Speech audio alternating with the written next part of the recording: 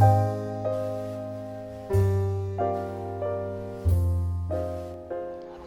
things were really, really going my way, and things, I'm just as dangerous or in just as dangerous of a spot when things are going really, really well as when they're going really, really bad.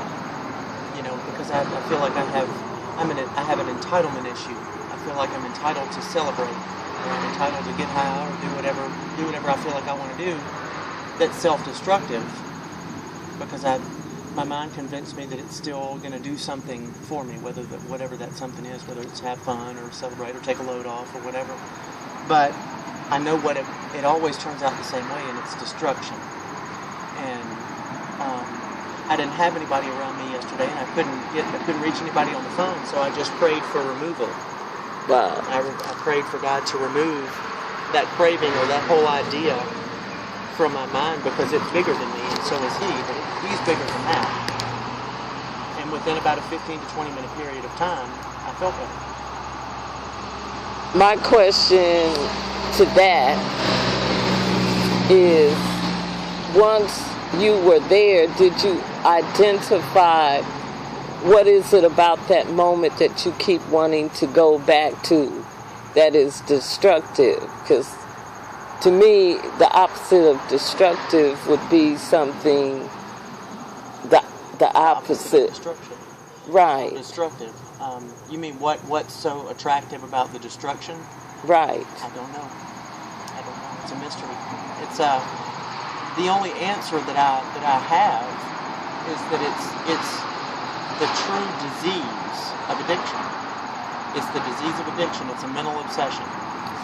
I think we all have some kind of mental obsession, so we are all addicted to something. Mm-hmm.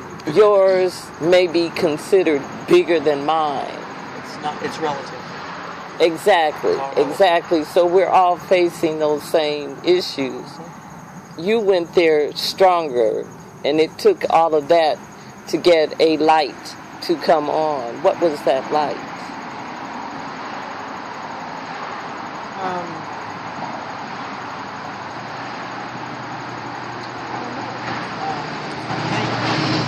Again, it was, I looked around me, I looked at the state of my life, and it was not a place that I wanted to be any longer. And it was, I think probably also it was a realization that I couldn't fool myself any longer into thinking that it wasn't really that way. Because I had my toe in professional life, and I had my toe in this, and I was straddling the fence, and I kept bumping my ass on the fence post, and I got tired of it. We all do that. Yeah. We all do that. I know I do that all the time, and I keep wondering, why do I keep doing that? Why do I keep doing this? What? I don't know. I kept thinking that I could control whatever it was. Mine was fear. Really? Mine, that's where I was using, once I crossed the invisible line into full-blown addiction, I was using over my feelings. I was using over fears. And I think my core issue is probably a fear of abandonment. Mm-hmm. But I didn't understand fear. I thought fear was being, you scared me. I thought it was being afraid of something. Right. And it's not. It's much deeper than that. Right. I didn't understand what that was. Mine was, fear is false expectation about reality. Mm-hmm. And once I was able to start relaxing myself to say, let me look at this real picture, Mm-hmm. you stop picking up some of the guilt that you have about things. You forget, not forget, but you remember that, my thoughts, my feelings are just as important. Yeah, and they are. Right. And then I had to go back and figure out, well, where did I get that from of being inferior? And you could always have that. I've always felt less than. I've always felt inferior to fill in the blank. I've always felt inferior, and it's, I think that it boils down, it goes back to guilt and shame and the difference of the two. I mean, guilt is I feel guilty for an action, for doing something or for saying something or something like that. But shame is not feeling worthy. It's a feeling of self. And I carried a lot of shame. And I don't know where it started. I'm exploring that, but I have any idea? I think women back in the old days handled that shame a lot better than what we do today. I think there's something to that, but I also think that a lot of the way that they I could be totally wrong. This is just my opinion. I think that a lot of the way, especially women, handle that, it's just that they just didn't talk about it. That was just stuff you just didn't talk about. It wasn't addressed. It's like if you don't talk about it, then it isn't so. And I think that we are really, really growing out of that. For me, I know I had some things happen to me when I was a young girl, and no, I didn't have anyone to talk to, didn't think about talking about it, but I was able to rationalize it in a more positive way than a more negative way than what society puts on it today. And the more I talk to other women, I'm finding out a lot of things happen to them where we can laugh about it more today than what we did yesterday, but we didn't talk about it. Yeah. I find that myself. I mean, I'm 44, and I know that I don't know what that has to do with the price of tea in China, but just but I mean, just the things that I've been through, like you say, that you can talk with people who have similar experiences and have gone through similar things, and you can find some sort of humor in it. And a lot of people that haven't been through things like that wonder how in the world can you laugh about something like that. But I don't know what that is either, but it's just, I've done some, I've done some crazy things, and, some things that just are, I don't know, crazy. And when it's all said and done, we have all done some crazy things. Some are funnier, some are, some are dark, some are funny, some are, just different. But I think that comes down to just talking about it.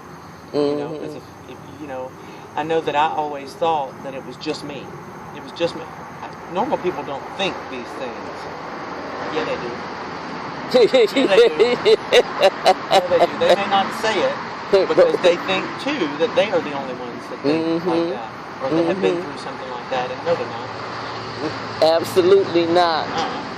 That's what makes it even funnier. Yeah. Because you're like, oh. You thought that too. Or you look around the room and you see other people with that little look on their face like, yeah, okay. Yeah. I mean, I think things that are completely and totally inappropriate sometimes. I think that's normal. Things that I would never say because I would think that people would think I was crazy. And we're all thinking the same thing, except you say it out loud and we think it. That's what makes it funny. Yes, that is what makes it funny. That takes a brave soul too. It does.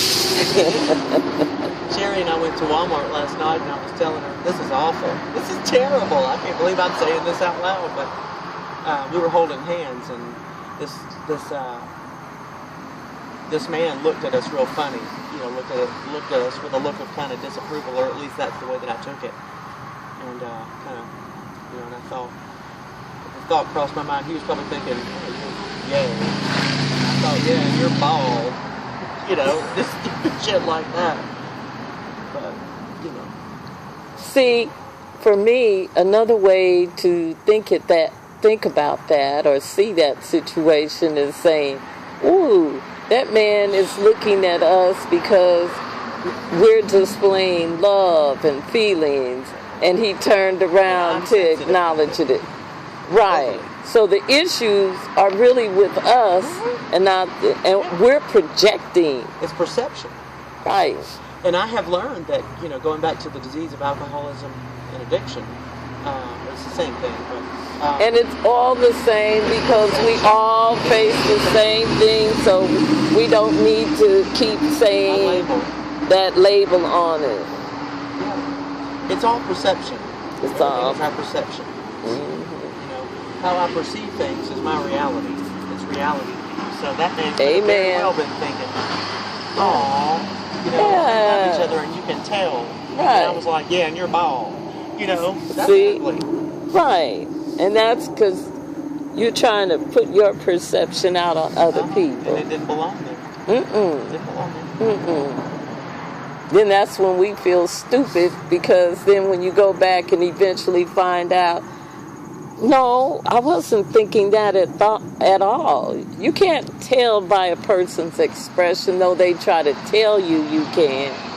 But sometimes I don't could know what look, anybody's thinking. I could be smiling, and and inside I'm plotting. True. And the more I'm laughing, the more I'm The more I'm plotting. plotting. Yeah. So sometimes I could be very serious, just, oh my God, and thinking, God, that was funny. So Yeah. it's perceptions. You don't know where people are at that There's moment. no way to know. You can think you know, and you can think you picked up on this, that, or the other, and there's no way to tell. You don't ever know what somebody's thinking. Which kind of, that's large if you really think about it. Right. That's large. But now you've got to learn to trust yourself. You've got to learn to trust. You've got to know what's inside of you Yep. to make you able to. The scary part to me with that, and at the same time that it's scary, I do want to say that I don't let it change my actions, even though it scares me. I don't let it change who I am and who I do trust myself to be. But it has gotten me in a couple of more than a couple. It's gotten me in some bad situations, assuming that just because I come in peace, just because I don't ever mean anybody any harm, that does not mean that they don't. That doesn't mean that other people don't. But I still try to come from a place of love. I mean, I act the